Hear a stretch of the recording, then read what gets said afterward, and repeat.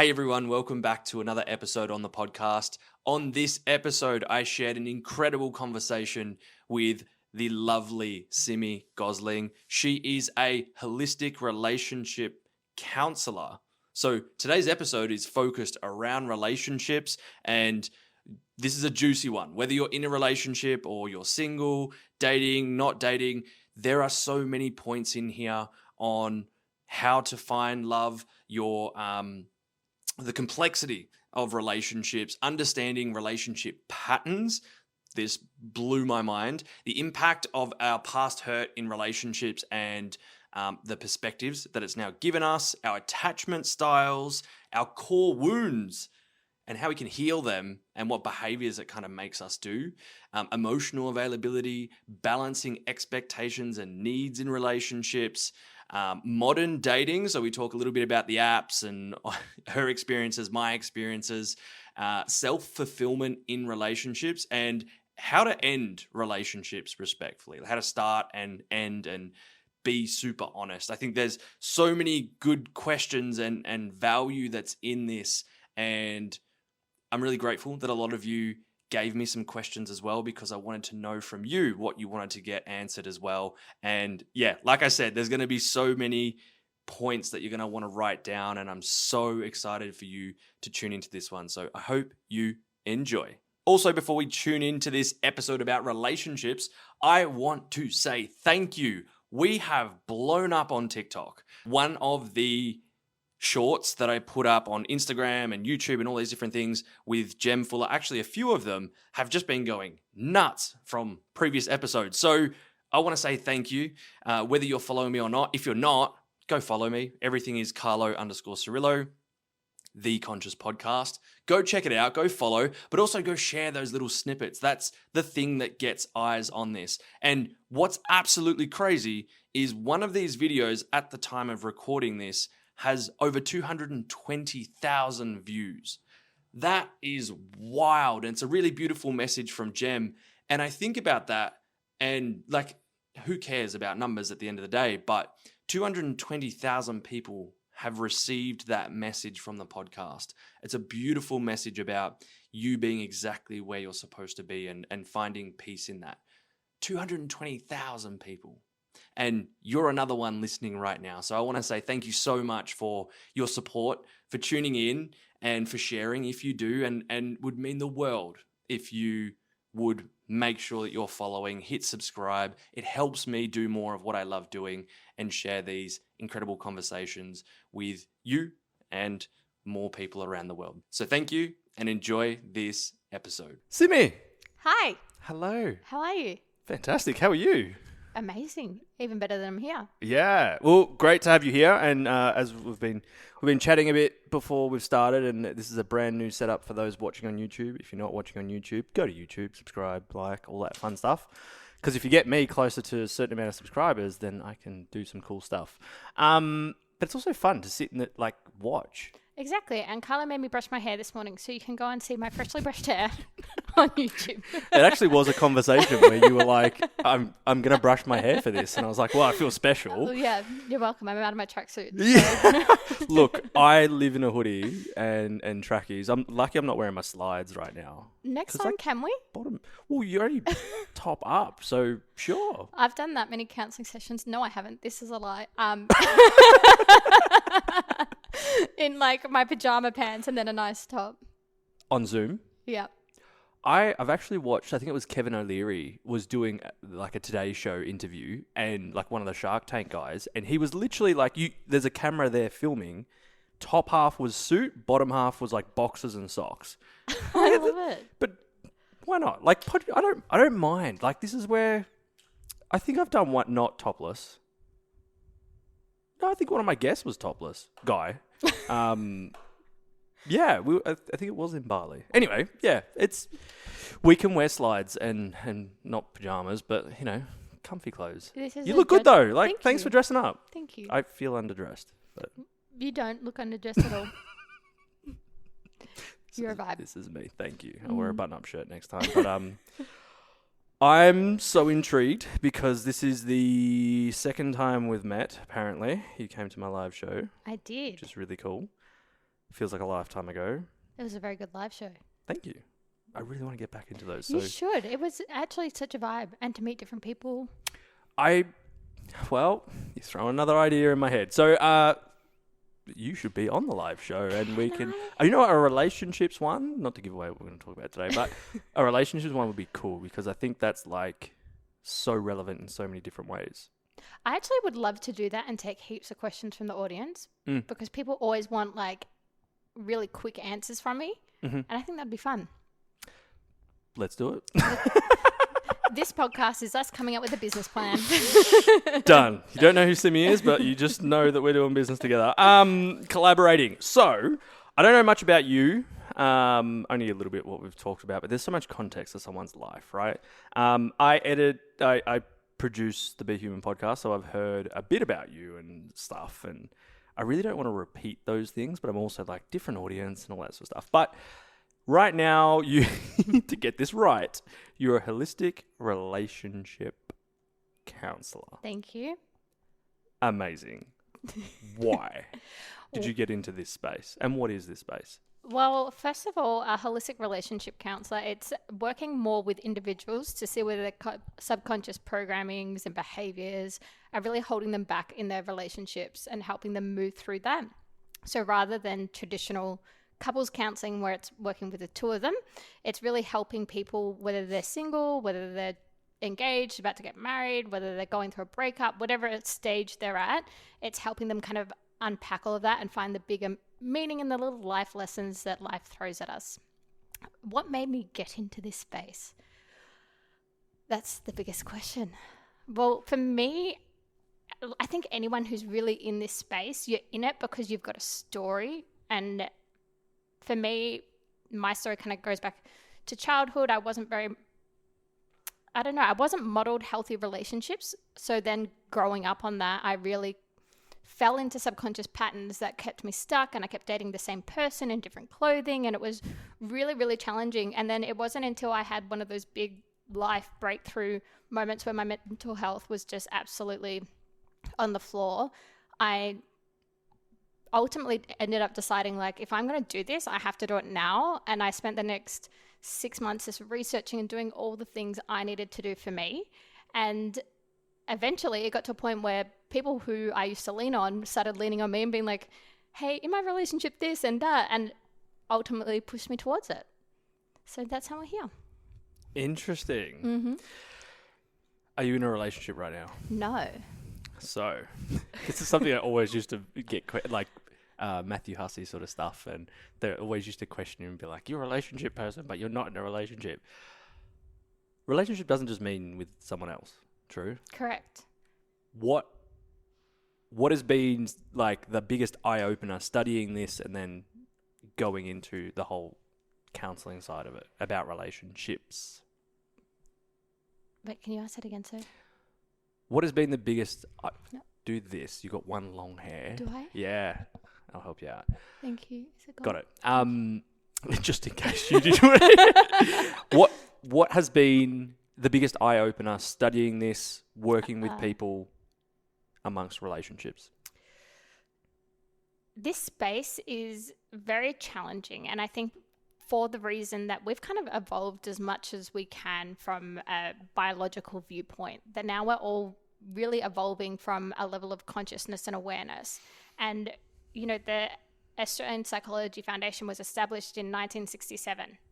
That's how long we've been looking into the mind itself. And now we've got all these people who are going through these incredible self-healing journeys and then trying to take that and morph that into their relationships. So I think the biggest thing for me is noticing how much this space is constantly changing, how much we're evolving, how much our relationships are evolving, how much we're no longer in these relationships that are just completely survival based and we can't get a divorce and that's it and that's us done, to now having choice and fluidity and wanting to pick and choose and really starting to unpack all of that. And I feel like it's really the first time that we're doing that. So it's super interesting and exciting. It's such a big topic. It's so much context to all of it. I said that in a really weird way. Context to all of it. And I want to know or for those that don't know much about you, can you give us a wrap up of Simi from where you started to how you got into this? And I'm sure there's lots of different things along the way to where you are now.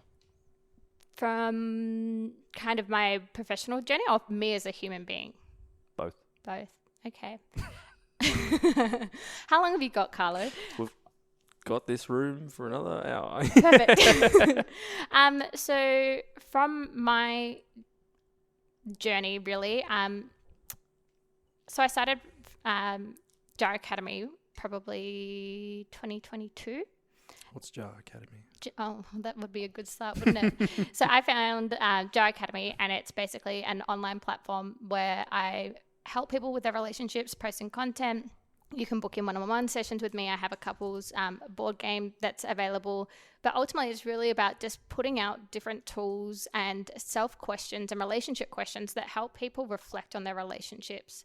So I established that back in 2001. And from there, I've been so lucky to go on and do so many different podcasts. I did find that after a while of being in that space that from seeing clients, I was kind of getting to a point where I was stuck and not able to help them through a certain point because I'd be like, go do somatics, go do spinal energetics, go do breath work. So now I've kind of pivoted even more and went and became a spinal energetics practitioner, have fallen into the world of breath as everyone does, and have really now deep dived even further of how far back can we take this to our root causation of these self-limiting beliefs we might have about love, about relationships, about ourselves, and work through that. So yeah. Fun. Yeah. That sounds great. Why Jar? Where's the name? Just about healing. It's an abbreviation. Just about healing. That's a big thing that I noticed when I came into the space, that there's a lot of people that would say from their perspective or their story, and I didn't want it to be about that. I wanted it to be so judgment free. So even in my content, I'll always write like, when we do this, when we do that. And I think that really stems from what I learned in my course, where they asked us the question, who counsels the abuser? Someone has to. Someone has to work with that person. We might not morally think it's right. We might want to judge them, but we can't. If they're wanting to change and they're wanting to grow, that person deserves every right as much as the person who was abused. So yes. That's a very interesting topic. I have some friends doing some work with people that are coming out of, being not the victim, the other one.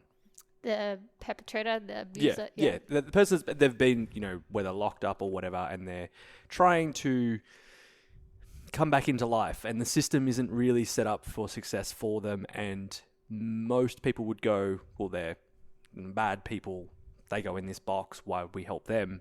But like you said, I think it's important, because if you don't help them as well as a guidance to back to a better place for themselves, then if we don't do that, then it's just going to keep happening and circling around. And I'm going to share a story, and for anyone listening, just a warning. It's I won't go into detail, but I had someone close to me that went on a date, was drugged and abused physically and sexually, and this only happened 2 weeks ago.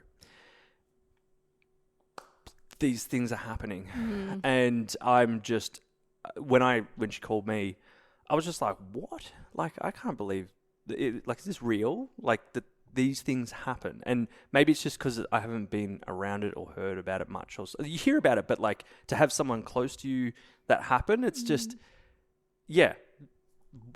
going back to the context of it is why those people need support as well, because there's obviously something wrong in the loop. Absolutely. And I think it goes from, that extent to even relationships where people, they're reactive, they're crazy, they're this, they're narcissist, that, yep. But why? And I'm not saying that that's that partner's fault, but for that person, somewhere along the lines, they either learned that was okay to do from models, parents, adults, or they've been so hurt and traumatized themselves that they've resorted to this way of behavior as a coping strategy and a defense mechanism. So Jar's just all of it. Like, I'm happy. There's no judgment. I'm just happy you're here to get help. Yeah. Beautiful. What do you think is the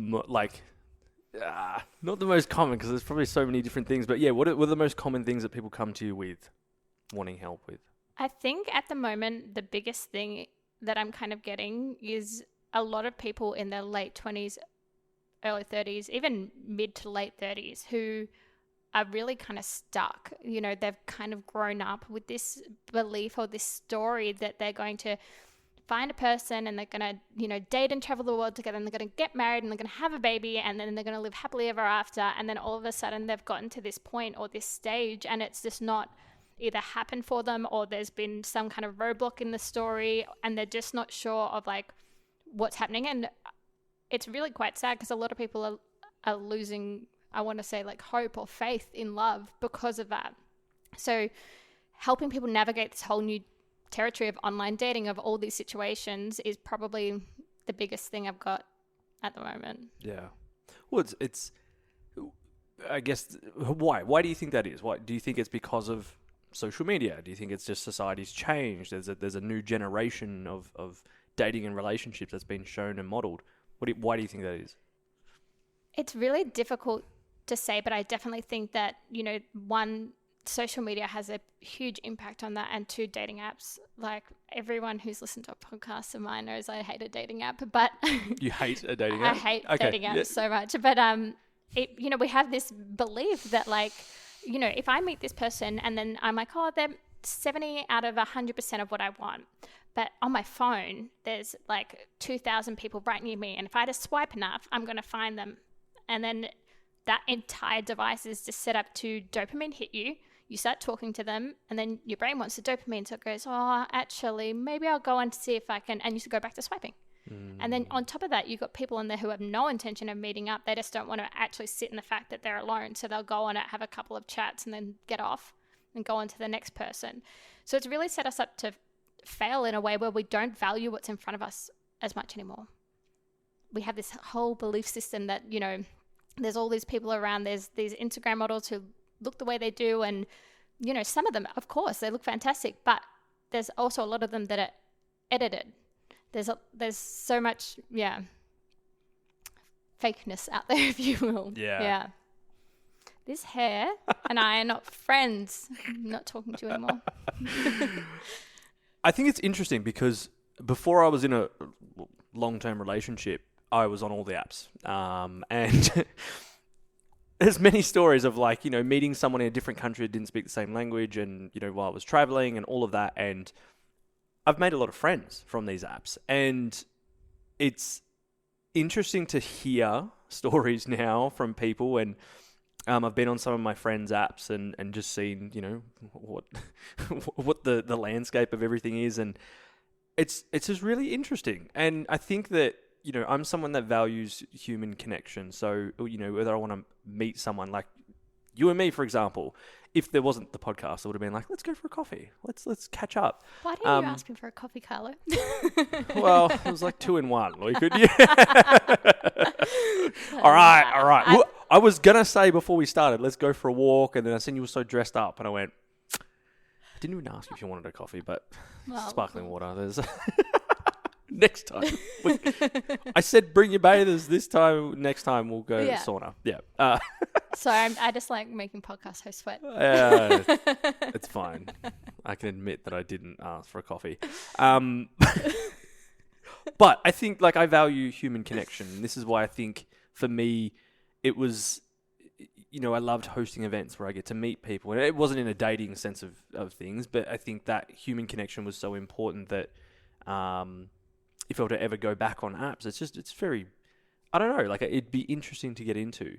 Do you think that that's given people a mindset of, yes, there's more people out there, but it's kind of reduced their willingness to want to stick at something for a while, see more about it, where it's just like, oh, there's one red flag, go to the next person?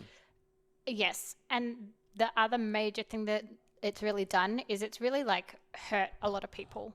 Even, you know, people finally feel good and they're like, you know what, I'm going to go out and I'm going to date, and they get on this app, and then people have no regard. And I can say that because I've been on the apps and I've caught myself in the same behavior where I've been like, oh, well, But it's like that person might have been really interested in me, and then I've just kind of ghosted them, and now they're hurt. And instead of kind of sitting in that hurt, they go straight back to swiping. And that builds up and it builds up and it builds up, and it starts to create a story in our heads. The dating pool's fucked. Sorry, can I swear in here? Sure. Yeah. Can now. The dating pool's fucked. All men are assholes, like all these different... the dating pool's fucked. All men are assholes, like all these stories, so that when they do meet someone, they're already in that laser focused stress response of going like, you're going to hurt me.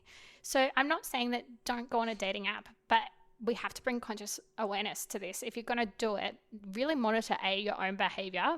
Most importantly, like, am I treating people how I want to be treated? Yes, we're going back to primary school. You know what I mean? But am I starting to get burnt out from this? Do I need to take a break? All of these things are so important just for your own mental health and to keep yourself thinking positively and dating positively. Yeah. I think, like, do you think it's also we're going to shift our perspectives? Because maybe we've been on the apps and unsuccessfully experiences that have happened, and maybe you've talked to someone and they've ghosted, whatever. Do you think it's also like a matter of, because I see benefit in these things where you can meet people. I have met people that I wouldn't have met anywhere else. Is it a perspective shift, or is it like a just knowing that this app is this app and this is what you're going to get? There's probably other ways you can do it as well. I think it's like a combination of the two. Like, there's so many really cool dating events coming out, particularly for us here in Melbourne. There's one Thursday dating. There's like all these like now conscious connective activities that you can do where you can meet these people. And I'm not saying just go to those and don't use the app, but sometimes it's better to do both and see what's actually bringing you joy and benefit and what's actually hindering you. Yeah. Yeah. What would you say is, so this was some of the questions that I got asked. What are some big red flags that you think that people should be really aware of when it comes to relationships? This is a tricky one because we naturally have our own list of red flags. And I think when people ask this, they want a definitive like yes or no. I think the best thing that people can really do is sit with themselves and their own past. So I'm going to be very vulnerable on here. For me, for example, I know that growing up, my emotions weren't validated. So if I meet someone and they're unable to validate my emotions or feelings, or they're very emotionally closed off, that's a really big red flag for me, because it's going to really set me off and repeat a cycle that I don't want to be a part of. I also know that my needs weren't met. So I need someone who's able to understand other people's perspective and try and meet their needs. On the other side of that, I also then need to be aware myself of, am I asking that person to do all of the work and just fix that for me? Or am I able to do 80% of it and then get that 20? Does that make sense? So that's going to look different for everybody, because there's people online who want masculine and feminine relationships. There's people that want 50-50. That's all going to come down to you and your own value system and what you want. But yeah, really figure out what your own wounds are and then look at what the opposite of that is. And that's going to tell you what's going to be quite pattern repeating for you. Because relationships are going to, trigger things in you and stuff. And I've found myself in this where it's like, if they change, then, it'll get better. Or if they work on this. And I think being, at the, maturity, you'd call it, I'm at now is like, I have to work on mine as well. Like, I'm not going to sit, definitely used to sit and be like, I'm doing personal development. You need to do this, that. I'm the first one to put my hand up and say I'm not perfect. And there's things I've done in my life that I'm not proud of and would love to do differently in the future, and ways that I want to show up. Like even the whole talk around communication. Like if I don't tell you I like sparkling water and you give me normal water, and then I go, well, you gave me normal water, like you're a bitch. Like you don't know me. You don't know me. You don't listen. Yeah. If I didn't tell you that, different thing. If we go for coffee and I get it, or we go to somewhere and it's, I don't know, you're vegan and we go to a meat place. Like it's like if you don't communicate that, then the other person's not going to know. And this is just like, I think communication is something that it's what's coming up in my membership, where it's going to be a whole topic around how can we communicate better. And I think, like you just said, I love that you said that we've got to know ourselves, because if you don't know who you are, you can't communicate what you need, what you want. Does that then go down love languages, gene keys, all those types of things? Yes, I'm big on like love languages, but I feel like when you really tailor it that way to yourself and go, okay, these are my 2 core wounds. So I know like my love language is to be seen, and not even like to be completely, oh my God, Carla, you magically understand me. But are you trying to understand me? Or are you going, oh, this is who I am, take it or leave it? Are you trying? Because that I love, you know what I mean? So this kind of really helps get really specific. Obviously, I love quality time and we love physical touch. Most people love all of those things in a different way. But if you can really figure yourself out, you can really figure out how you need or want to be loved, and then communicate that to someone, then you're on a winning trajectory. Yeah. There's also the other side of that, where it's like you express what you want and need. Mm-hmm. Then you've got another person expressing what they want and need. Where's the give take? That's the thing. So that's kind of like where I was saying like, okay, I need my emotions validated, but that doesn't mean you validate my emotions all the time. I have to do most of that work.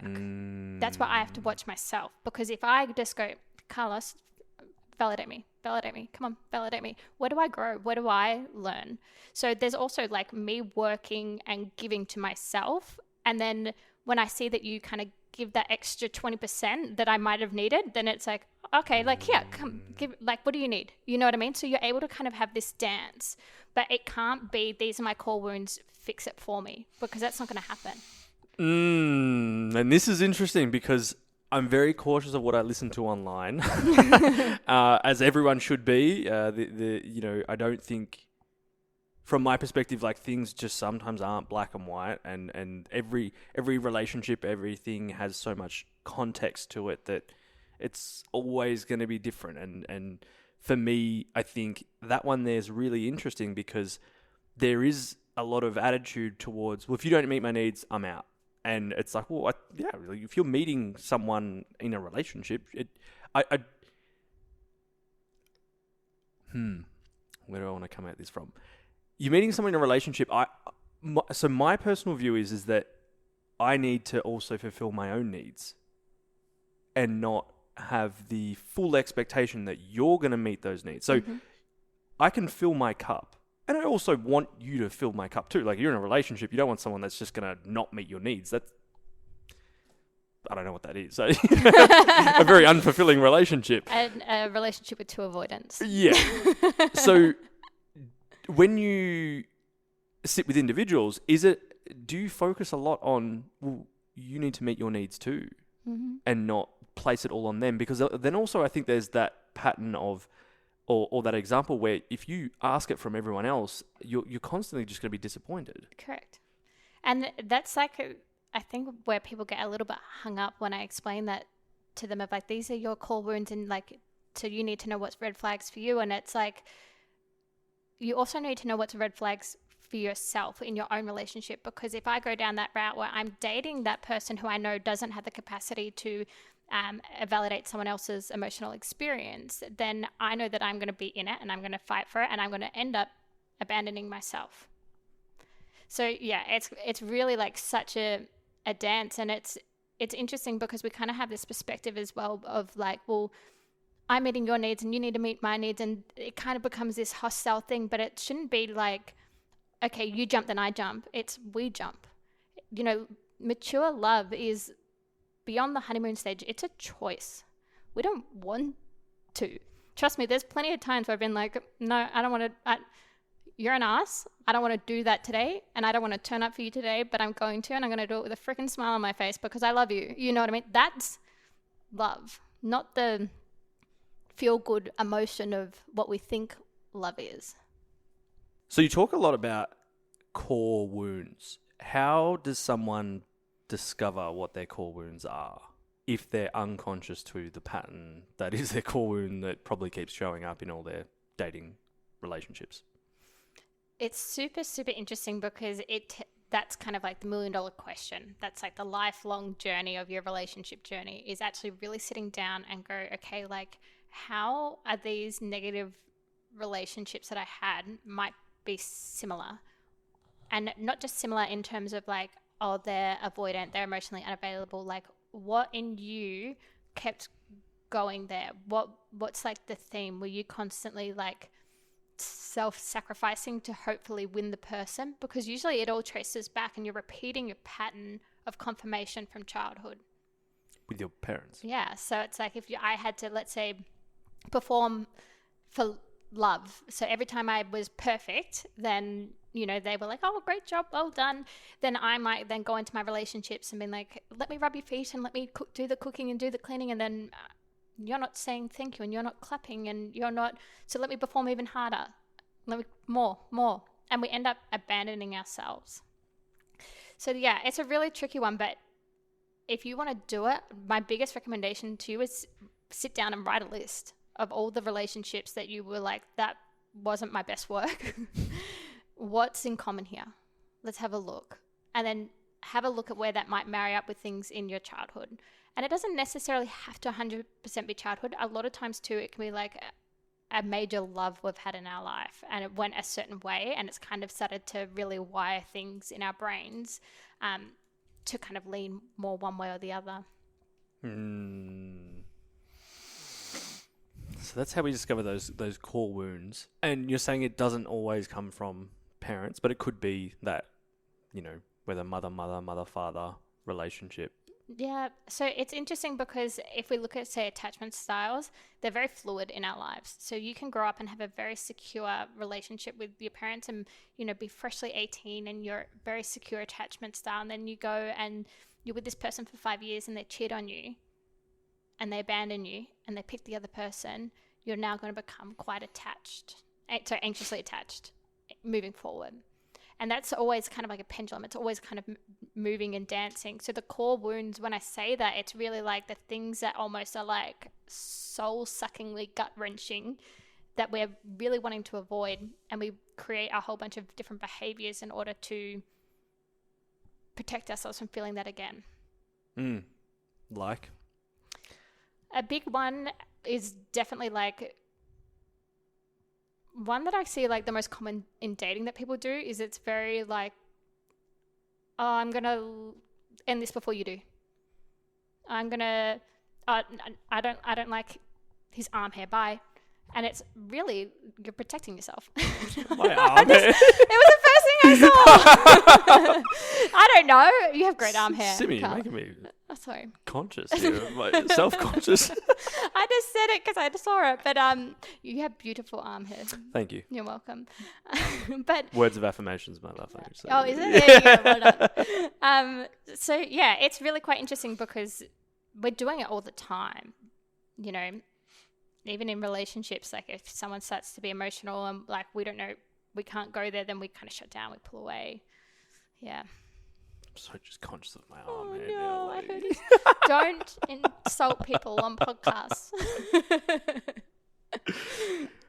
I think that because all right, let's go a little deeper here. I've been in relationships that were longer than 3 months, right? 2. Now, do I see certain patterns that happened in the little relationships before then? Yes. Because when I think about that, it's like I don't think back to my childhood and go, there was anything that really... Like, is there parts of where I've seen my dad come out in me in certain things? Yeah. And beliefs and ways that, you know, a relationship was modeled to me, 100%. Very grateful that I'm also blessed of being very aware to be like, oh, I don't want that. Mm-hmm.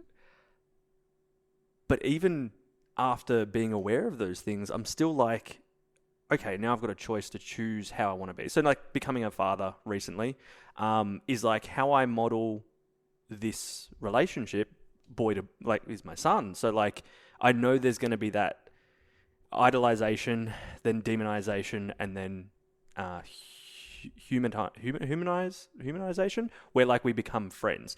Hopefully that's very quick, that demonizing bit. But I didn't go through that with my dad, where I was like, you don't understand me. It was just like, I moved away at 16, so I never got to kind of have that. We humanized quite quickly. But like, for example, I know that my actions towards him, towards his mother, towards other people is going to show him or create that attachment style or model relationships. It's almost like, what step do you take? Because it's like, what's good, what's bad? It's all relative to what you think. Mm-hmm. Where's the rule book, Simi? Well, this is the thing. There is no rule book. And that's where like relationships get really complicated because, you know, we can sit here and we can write it all out on paper and then you get in the moment and you are completely in your limbic brain. Everything's emotional and you're like, F what she said. I hate you. You know what I mean? Like you don't really know until you're in the moment. But if you're going through and you're going, okay, like these are the behaviors that I'm showing from my dad. Why?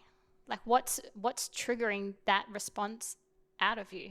And start to really like take it one step further back. Like because that's a learned coping strategy. So what's activating that? Yeah.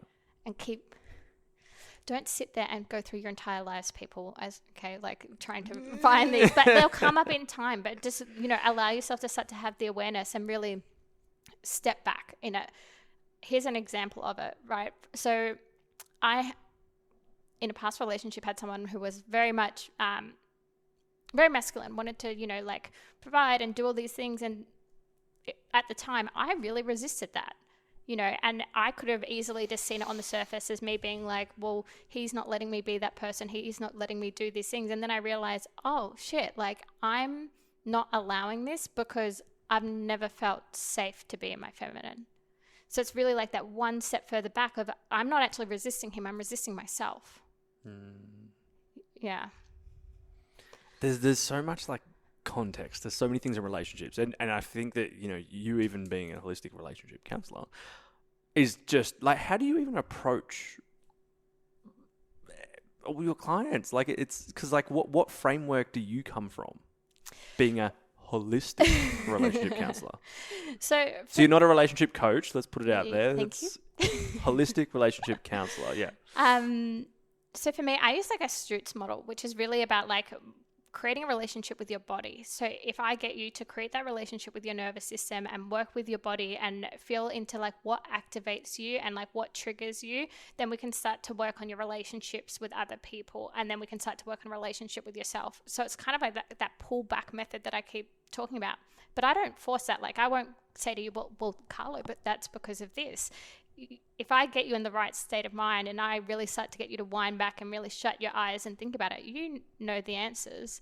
You know, it's our little logical brain that wants to protect us and keep us safe. But when you're in that safe container and you're away from the stories enough and you're actually dedicating time to sitting with it, it'll come through. You said stories. If there's someone listening right now and they've got a story playing in their mind, like all men are assholes, all women are just out to get X, Y, Z, what can they start to do to rewrite that story? The first thing, if let's say that's the specific story, they need to take a break. They need to work on their relationship with themselves because that story stems from some form of stored emotion. And that's usually like past hurt that hasn't been processed, or it's been more like a rapid fire, kind of what I was talking about with the dating apps, where it's like burnt. And now I've collected this idea and there's these walls up. Really take a break and rebuild that relationship with themselves. And then you actually need to reparent yourself. So you need to start to be really conscious of, I don't know, I met this guy, he's going to hurt me, what state of mind am I in? How am I behaving? And then you have to really be like, it's okay, Simi, like that's what was, and I don't know that 100%. I need to trust myself and I can walk away at any time and really almost take control of your thoughts in a way that's self-compassionate and you're not berating yourself about it, and try again from there. And I'm 100% you will get hurt again, but if you start showing up for yourself differently, then it actually doesn't necessarily hurt as much when people do walk away, because you've got that safe, healthy relationship within yourself. And modeling that behavior to yourself is then going to help you long term find the healthy relationship. So it's important to change that story. Otherwise, you're just going to keep living in the same result. You've got a complete filter on. Your articulator activating system is literally scanning that person constantly for, are you going to hurt me? And then you're not seeing all the little emotional cues for bonding and all of this stuff, because you're so fixated on like, oh, he took 2 hours to write back. Rather than, oh, he's at work. What was that? Everything's still switched on? Yeah, beautiful. We're good. I'm scared. Yeah, I think for a lot of people, and this is what I've seen with my clients through my program, is that I mostly have females coming through and women coming through the program, but they've just been so damaged and burnt in many scenarios, whether that's in relationships, in marriages, in dating. And it, like, as a guy and my guy mates, I've heard the same thing from them as well. Like, a lot of people have felt a lot and been hurt a lot because whether, you know, actions have done something, or something wasn't communicated properly, or it was just ended, like just ghosted type thing, and, you know, couldn't just send a message saying, hey, I'm just not feeling this, or whatever it may be. A lot of people have been hurt a lot. And I think it's, as you were saying, I think like the nervous system comes into it, your own relationship with yourself comes into it. And I love that advice that you said before of like, you know, just take a break. This is the biggest thing. I'm going to share this. This is very vulnerable of me as well. I get a gold star after this, Carlo. But for example, like back in April, like I put my heart out there completely, and it got like torn up into little tiny pieces, you know, like the Simpsons when you can see Ralph's face, like the moment it broke. And only really kind of in like the last couple of weeks, I've actually gone, yes, I'm ready to get back out there. I think people underestimate how much time they should really give themselves to take a break between those situations, because otherwise, if I'm coming in and I'm already hurt and I'm angry, I'm going to bleed onto the next person, right? And then I'm only going to reaffirm to myself, this is shit, this is shit, this is shit. So I'm not doing myself any favors because I'm already going in at a loss. So yeah, it's tricky. It's really tricky, particularly when we think we have to do it all by biological age, and that's all natural. But you're better off just taking, you know, the 3-4 months of really processing that, so that you're coming in with the best chance of meeting someone in a healthy state of mind. Yeah, I think the advice that I never got, but I try to share, especially with, in my situations of my events and my clientele and everything. And not that I try and give advice anymore, because, you know, just kind of ask questions to let them find answers. Is when you work on yourself, like you're not going to come from a place of like we were saying before, like, not that you're going to heal everything. The healing's, you know, lifelong journey. But when you work on those things and understand yourself, then when you, like you said, you start to go into relationships, you've got a better perspective. You're not, there's this quote that I keep reposting. And give me a minute to find it. Show me. I know exactly who posted it. How many times have we looked at this, Carlo? A lot.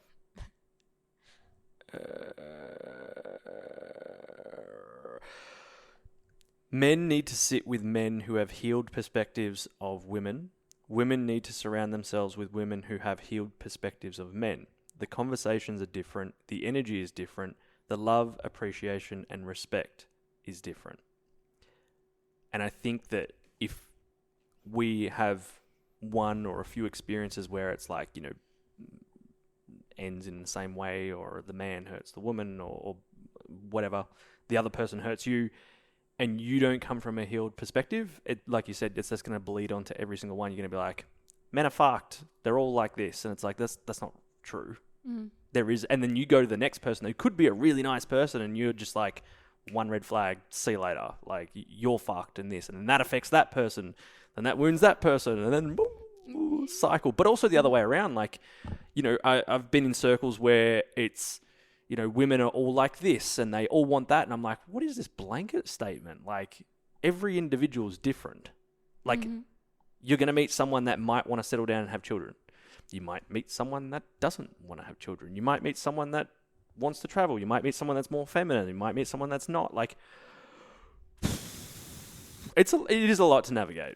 It really is. And this is where it kind of gets like crazy. It's like, I had a friend say to me, I remember we were talking about it, like what our ideal person would be. And she was like, I want someone that travels, and I want someone that's free, and I want someone who does all these things. And that was like in her mind, everything she wanted. And then she met this guy, and he was divorced, 2 kids, and just fell in love with him and completely changed this entire narrative that she had been telling herself and all these other people she'd cut loose.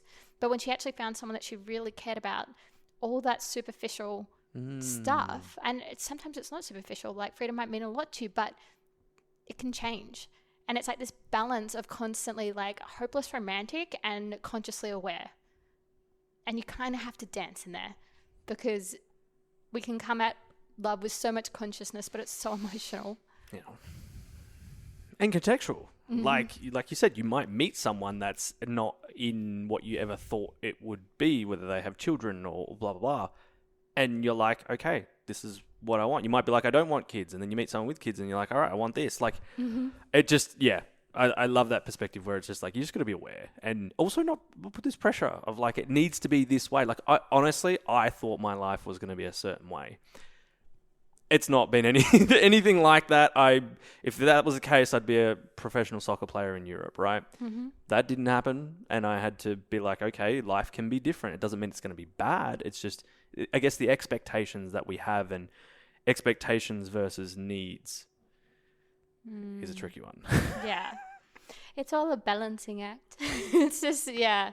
It's Everyone just book in a session with Simi, all right? And we'll run a workshop, all right? We'll do a live show, and we'll try and get to the bottom of these. Yeah, you know, it is, and it's so tricky, because even when I'm saying this and I'm answering it, like, there's so much as well where, like, for someone that might resonate, and for other people it might not, because it is so contextual. It's just, you have to just be aware and take things that you've learned in your own personal development journey and apply that to your relationships as much as possible to give yourself the healthiest outcome. Yeah. It's trial and error.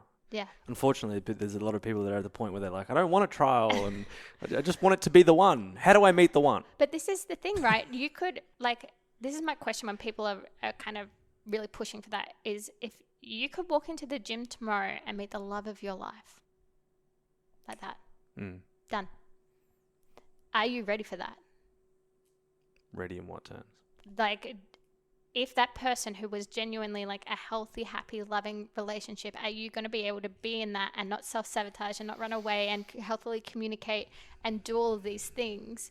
Like, I think people always see it as something so far away on the rainbow, but we never know when we're going to meet someone that's important to us. And when we do, it happens before we even, think about it. So it's like, rather than worrying about like, when am I going to meet this person?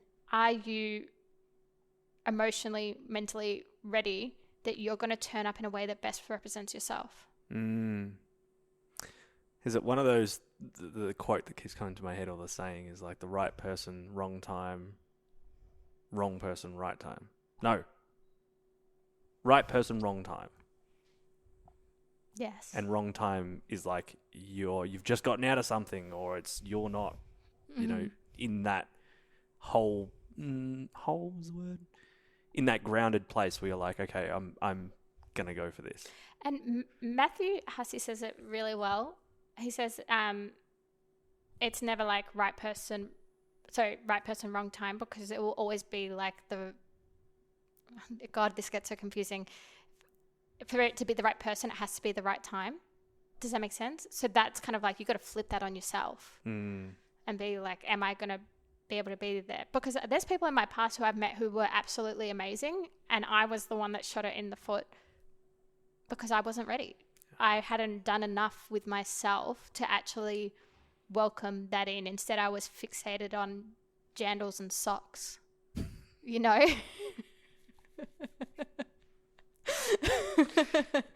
I didn't want to go with the arm hair again. I was Love scared it. I was going to upset you. And I'm wearing sneakers. I'm not wearing jandals. Not in this episode. So, is there a thing, or is there merit to finding the one? I think that Do we ever find the one?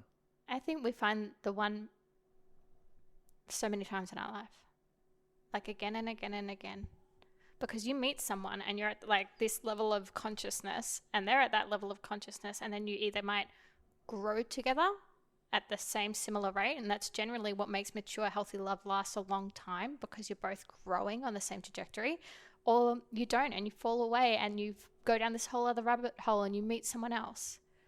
But the alternative to that is what we've had, which was these divorces where we couldn't get out of, and people spent their whole lives unhappy. So it's kind of this weird price to pay, you know what I mean? Where it's like you may get lucky and meet that person, be with them for 50 years, or you may meet 5 soulmates.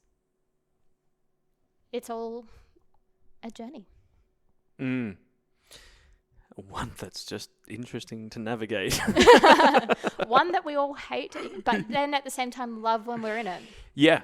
Yeah, well, and this is like, it's changed my, perspective on things, because I've been in and out of relationships and dating, and growing up, my sister, got married at 19 and had children at 20, and that's all I'd kind of been around, and I was like, I thought I wanted that. I almost got engaged at 19 in a relationship that I was in. Didn't, went overseas, played soccer, and I'm very grateful for that, but not that was right or wrong. Like, whatever I chose in that decision was, the next step for me. But it's interesting looking at it and going, well, should you have stayed? Should you have left? And it's like, when does someone end? When should someone end a relationship? Or when's that like knowing that this isn't serving me anymore? I think people know. I think a lot of the times we like to lie to ourselves. And usually when people ask me that question and I ask them what they think, they already kind of have the answer. But I think if you're in a relationship and it's at a point where, let's say, I'm fighting to kind of get the relationship, like one person's already checked out and I'm fighting for the relationship and I'm fighting for the relationship. You really got to ask yourself, like, is this what I want to be in? Is this where I want to be? Is this what healthy love is, where I'm having to drag this thing through the mud? Yeah, I hate that question because it's so hard, like, but we know and people don't like to hear it. How does someone, whether they're in a relationship or they're dating, how do they express what they want or need? Very directly. And I think that's where a lot of people kind of get it a bit confused, because they kind of make it this subconscious game in a way of like, oh, I needed that and they did this, you know what I mean? And when you're communicating, it's really, really game changing if you're actually saying, like, Carla, before that really upset me, next time I think I might need this. And adding that in actually helps really diffuse a lot of situations, because it's saying next time. So I'm already telling you, like, this isn't over, this isn't a threat, I'm not, got to hold this against you forever, but I'm saying how I felt and what I need in one sentence. And it's very scary to do the first few times. And it's just as hard as it is to start expressing how you even feel. But I promise you, after you do that a few times and you're doing it to the right person who wants to be there and turn up and do the things, it really helps. I always say that it's kind of like you have this amazing honeymoon period and like you're so in love and you're all in it, and then it's almost like really a lifelong journey of learning who that other person is, because we don't know who we are. with you today, maybe, but tomorrow I might take up skateboarding. Tomorrow I might become a ocean fisherman. I don't know, but I'm going to learn that about myself. So you're constantly having to learn as things change, and different situations will require different things. Maybe in this situation I need closeness, but maybe in that one I need distance. You know, it's I think it's hard because needs aren't a scoreboard where we've got to check, are they meeting them, are they not meeting them, as long as there's effort. That's really what we're looking for. And consistent effort to try to meet those. I think it's like there's also that we can express, and then if it's not met, it's like, well, I told you. And it's like, well, you know, there's got to be some progress, I guess, but also time. I think a lot of people are in a rush to like, needs to be this. Again, you see that red flag and it's like out. And the communications. How can someone end something in the most nice way? I want to tell a story with this. So this is actually a friend of mine, and she came to me because she was saying that she was really burnt out from dating. Was in the can't do this anymore, I'm gonna die alone stage. And I said to her, like when you're dating people and it's not working out, how are you responding to them? Because I noticed that she was dating people and then they weren't her person, and she was almost getting angry at them. So I could see that she was almost like, oh, and you know, he spends the whole weekend watching sports, and like was angry at this person for being this person. And it's like, that's who he is. Like, that's that person. And she's like, oh, well, I usually just stop communicating. And I said, next time, I want you to try something different. I want you to send them a text message, and I want you to say to them, like, hey, I've loved getting to know you. This has been great. I don't really see this going anywhere in the future. If you need any context or clarity, let me know and I'm happy to provide it. And she sent it, and then she rang me and she goes, he wants context. What do I do? And I said, you call him and you give him context that you just have different hobby. And she did. And she rang me back and she's like, oh my God, that was so nice. He's actually the sweetest person ever. Like, I'm really happy for him because, you know, he said like this kind of keeps happening and he couldn't figure out why. And it was so nice to hear. And she's like, oh, you know, that was so nice. And I'm like, look at the difference between, oh my God, he watches sports, to he's a great person, but it just wasn't my person. And look at the difference on the endings where it's just like ghosting, not giving any context, and the person being like, what the hell? And then you actually saying, well, if you do get that chance to give that context, then they go, okay, like that's almost like the closure of something ending in a respectful way. Like, and then the person can go, okay, like sad. Well, hopefully they can do this. It's sad, but I'm not going to fight it. Like, thanks for letting me know. And he was actually very grateful because he got something to realize that his behavior of just sitting in front of the TV all weekend was actually like a bit of a turnoff for some people. So it's like he actually learnt something from the experience. So yes, he got hurt and the relationship didn't want to continue, but he actually was able to sit and go, oh, maybe I want to not do that. And what hobbies do I like? And there's now an opportunity for him to go and find what he might refine in liking, if that makes sense. Yeah.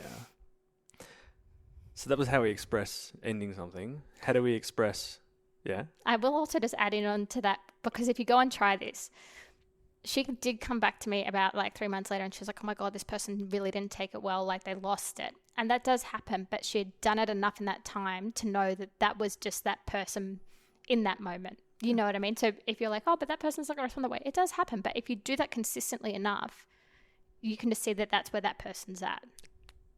And we can't control their reaction to whatever. Correct. Because that might be them feeling hurt that they got rejected, or I just didn't want to say it and then someone try and the first one to get yelled at. Yeah. So that's how we express ending something. How can we express wanting to start something? Maybe we've dated and then you want to commit. I'm a hopeless romantic. I might just, will you be my girlfriend?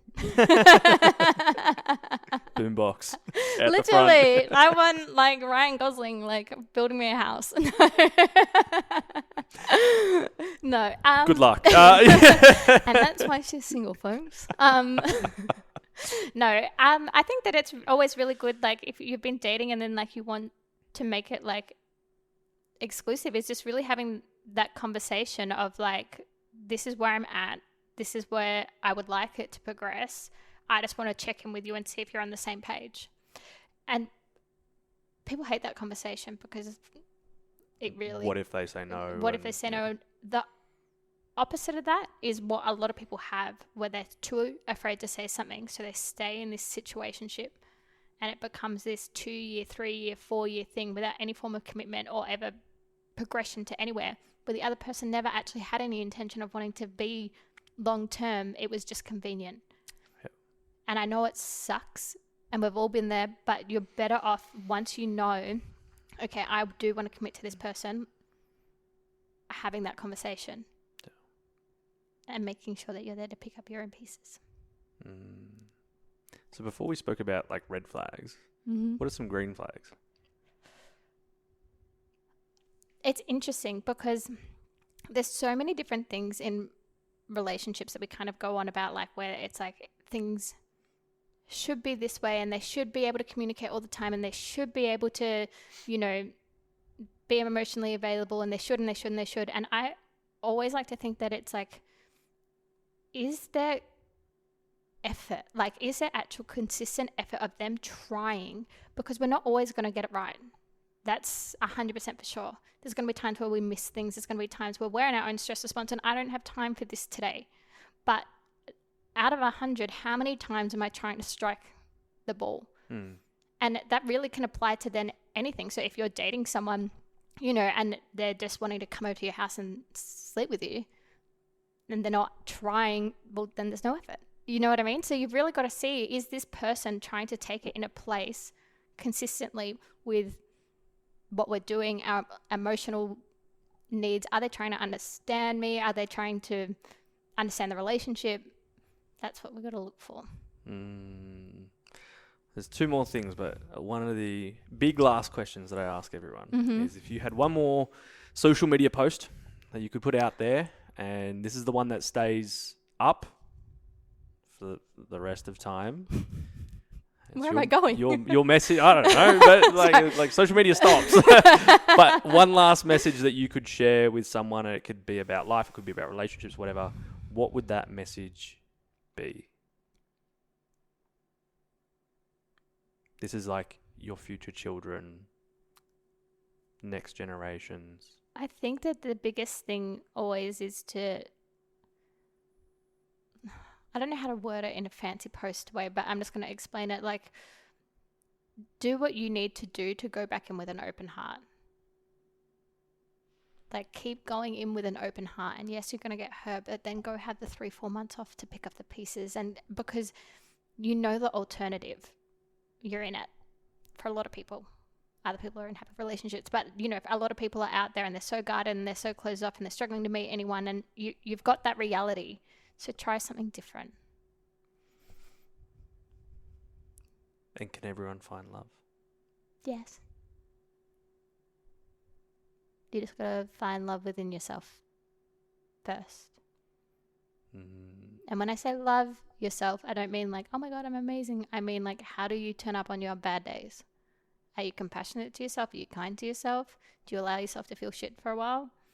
Because that's what's going to be the most paramount thing when you meet someone, because you've then got to help juggle their emotions.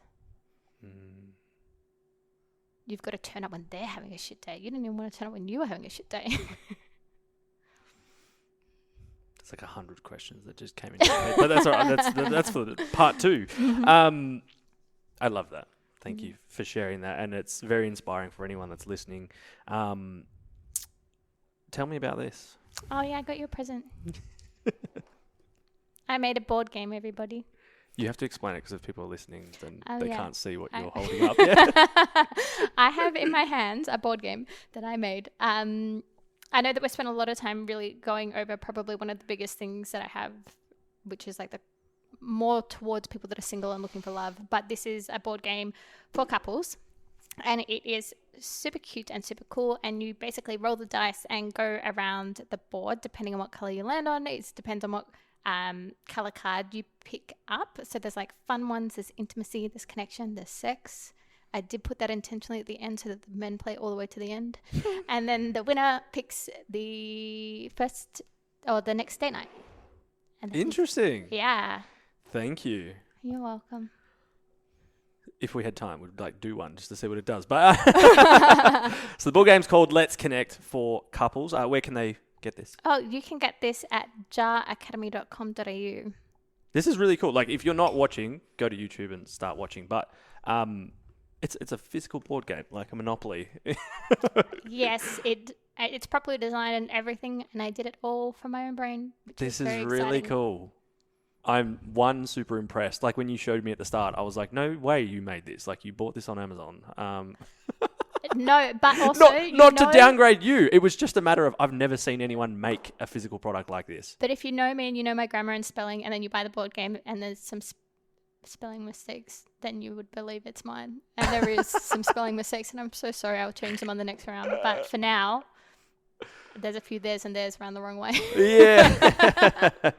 I love that. I think this is really cool. And like, you know, there's other things, and maybe you've got them, like those connection cards I've seen going around, and, you know, all the little things that you can, whether you're in a relationship or you're dating, like, it allows you to get to know the other person better, but also yourself. And I think if we don't know what we don't know, and if you're in a relationship or dating or even single, I think everything comes back to know thyself. Mm-hmm. Like, if you don't know that, you can't share it. If you don't know it, you can't even show up for yourself.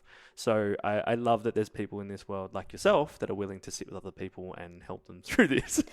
And just to add one thing on about this, the reason that I love even like the board game or the couple cards is because it gives people an opportunity to have the conversation out of a stress response.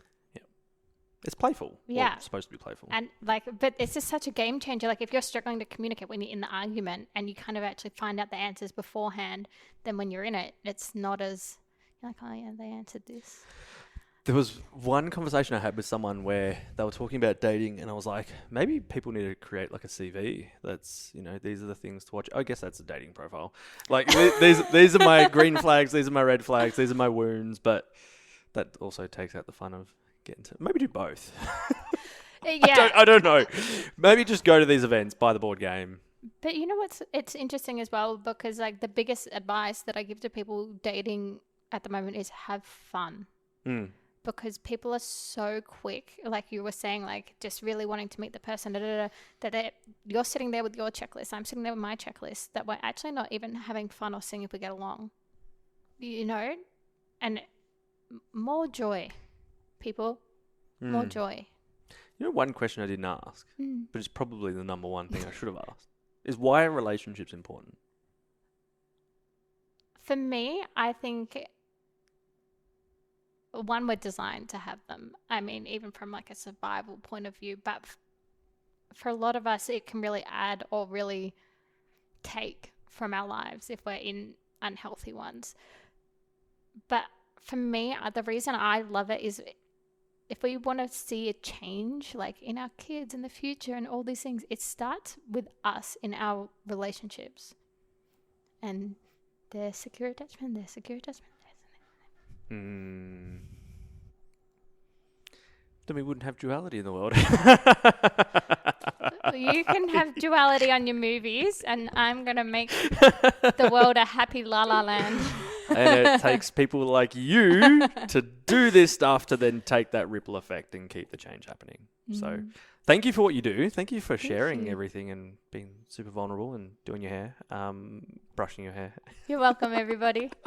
Really appreciate it. I appreciate you. Thank you for having me. You're so welcome. I think there's so much in this for people to take away and start just becoming more conscious of themselves and their relationships, and whether they're dating or in a relationship or just doing their own thing. Like, there's always something we can do, not from a place of you need to always be doing something on yourself and inner work all the time. I think there's that pressure, but you know, the more you know yourself, the more you can fill that cup. And then when you start to have relationships, because I think they're the most, you know, some of the most fulfilling things that you can have in your life, but also memories and life. And when you know, choose to then procreate, then that's relationships. There's like all these things where, you know, quality of your life, quality of your relationships. And I love that. So thank you for all that you do and for sharing all that you did. If anything inspired you listening or watching, I would love, and I'm sure Simi would too, if you screenshot, put it on your story, tag us, or even just send us a message and say, hey, I relate to this. I resonate with this. Share it with your friends. I say this on every podcast. Every single person in the world would benefit from more awareness on relationships and this conversation. So share it. Just put it on your damn story. You know how much that would help me and Simi as well. And follow the Instagram because there'll be little shorts and stuff that you can share, all these like really poignant points with some great music to get your emotions popping. And if you want to connect with Simi, where can we find you? At Jar Academy. Oh, I forgot my own Instagram handle. I'll put everything in the show notes. It's been a while. At jar.academy on Instagram. Come And find me. then your fun stuff. All right, well, I'll put it all in the show notes as well. So wherever you're watching or listening, go check it out. Is there anything cool coming up that we should know about? Not really. Oh, there's a live show with me and Simi yeah. about relationships that will eventually be... We better work this out by Monday because this is coming out Monday. Can you... To be confirmed. Can you guys let us know if that's what you would like and we can come answer some live questions because I think that would be fun. That would be. Can you guys do it for us, please? Let us know. DM one of us. Sounds good. But thank you so much. Thank you. And I appreciate you and all that you do in sharing people's wisdom and your own. And it's amazing. Thank you. You're welcome. Thank you, everyone. Take care. Peace. Bye.